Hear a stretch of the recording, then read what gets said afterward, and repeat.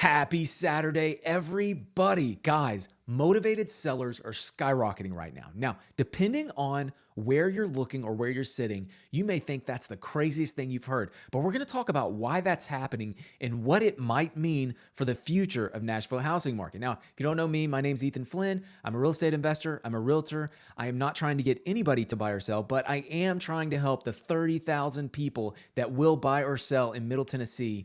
So if you do have questions or you do want to meet, feel free to reach out. My contact information is in the description below. That being said, yesterday we did a Habitat for Humanity build day, and thank you to my Assyrian friends that came out. Pentagon Holdings came out, and we even invited Jim Gangridge.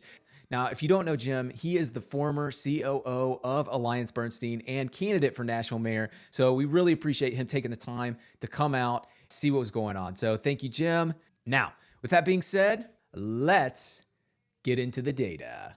Okay, guys, the first thing we want to hit today is active listings. Now, this is an awesome new market trends that Realtrack put together. It's in beta, but I found the active inventory to be extremely insightful. So if you can't see, the blue line is Davidson County, the red line is Williamson County, and you can see active inventory peaked in 2022. Now, since March, active inventory has been increasing, and we can validate this because I scrape the active listings every single day, and you can see here in Middle Tennessee, we're now at a record high for this year of 5857. Now, June has been building faster than any other month, so I fully expect when this comes out that it will show an inflection up for June. Now, will that continue in July? It will probably continue into July, but it probably won't be as much, but we'll see. That being said, let's go to the Redfin data center really quick and look at active listings. And one thing I want to show you here is that there's a lot of national headlines that active listings are down year over year. In fact, they're below where they were in 21 or 22. This is not the case in Nashville. In fact, in Nashville, not only are we getting 2023 highs, but we're on track to exceed inventory levels that we saw last November. And if you'll remember, November was that was when prices just fell through the floor. It really just crashed. You know, we had a 4% price drop month over month in November. So if we get back up to that inventory level, will we see the market crash again? Now, I don't know that necessarily will happen, but certainly we'll see softening of prices. However, let's go back to the market trends. There's something I want to show you here, and it's something we've been talking about all year, and that is price bands. Let me show you active listings and price bands real quick. This blue line right here is active listing by price band, $1 million plus, versus the gray line, which is under 700,000. What you'll notice is the blue line has been accumulating since really early spring. The $1 million listings have been accumulating. In fact, they're well past their November high.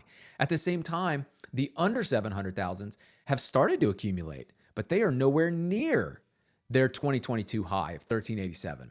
The reason that's important is because I believe that's one of the reasons that this market feels tighter than it is. And I got to be honest with you, even in the $1 million listings, these nice $1 million listings are scorching hot right now. And we can see that when we look at contract volume. Look at contract volume. The $1 million listings are actually higher. They're as high as they've ever been. We can go back to 22 and we can see that we never exceeded 300 in a month. Yet we're now back up to this 300 mark that we saw in May. $1 million listings, the contract volume is skyrocketing, and that leads to, even in the $1 million range, if you have a house that checks all the boxes, it's going to go instantly. It's going to go instantly. But one other thing I want to show you here is contract volume last year. It peaked in May and then peaked again in June. I believe we're seeing the same pattern here where it peaked in May and it's going to peak again in June. And the reason is it's very seasonal, especially in Williamson County where the majority of $1 million listings happen. People want to get in their school zones. There's a scramble right now. Now, one interesting point about this is it's peaking later than it did last year. So is it going to move all the way into July? Well, last year we had massive interest rate increase, whereas this year it's been much more stable. So that leads the question, will we see an extended kind of volume, contract volume peak in Williamson County? One other thing I want to show you here. This is wild. If we put in $1 million minimum here and we refresh this report, guys, look at the active inventory of $1 million listings. This is a 5-year view. We've never in 5 years had as many $1 million listings as we've had. And what's interesting about that is I'm willing to bet this is an all-time high. We've never, ever had this many $1 million listings, which brings me to my next point. I found this LinkedIn report about migration. This is hiring trends in Nashville. One thing you'll notice is for the current year, and the current year is June of 22 to May of 23. So this orange kind of bronze line, that's June of 22 to May of 23. Look at the trend. It's been trending down. Now, this is not necessarily hiring in the sense of job creation. What this is showing though is people on LinkedIn that have moved to a new job in Nashville. Okay. And so you can see this is slowing down a lot and could potentially go negative. The other thing you do need to realize is this is benchmark. This one is based on 2016. So the fact that it's down this much means that people are moving jobs about 5% more than they did in 2016. That is kind of alarming. And that tells me that even with migration, the hiring trends are slowing pretty dramatically here in Nashville. Even with unemployment being under 3% or wherever it is, it's as tight as it could get. We're starting to see loosening in the labor market. Now, let's look at migration. Migration, 8.66 of all 10,000 members from LA have moved to Nashville in the past year. That is nuts, guys. That's crazy. Look at Chicago. Look at New York. Again, these are huge numbers, and they're showing that Nashville has an extremely strong migration. When we look at migration out, it's happening, but it's happening at a much, much, much smaller pace. 0.37 going to Tampa, 0.34 going to Charleston. So even these people are moving into Tampa, Charleston, Huntsville. It's a much smaller amount than the inbound migration we're seeing. And again, this is for LinkedIn. So these are job moves. Okay. Now, one other interesting point. If we go back to 22 and we look at this same report. So this is the report in 22, June of 22. We can see 9.87, 8.39, 461. Okay. It's dropped in 23. 23, it's 8.66, 497, 397. So what do we know? Here's what we know from this report. We know that people are moving jobs less. The market is loosening. Job market's loosening. We also know that even with massive migration patterns that are extremely strong, they are not as strong as they were last year. But the last thing I want to show you has to do with sales volume.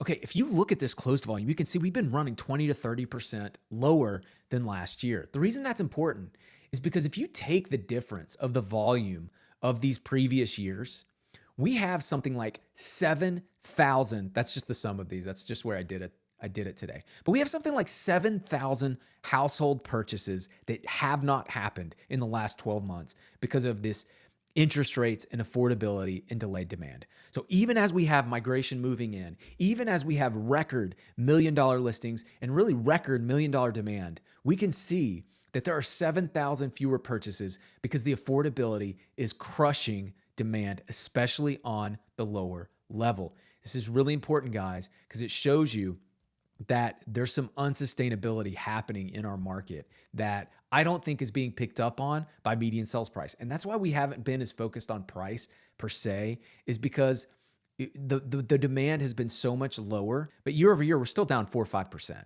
Okay. And it may go up. I said, I thought it peaked in June. It may continue to go up just because of how tight it's been. We'll still see, we're at the same place, around 480, which is still 4% year over year under.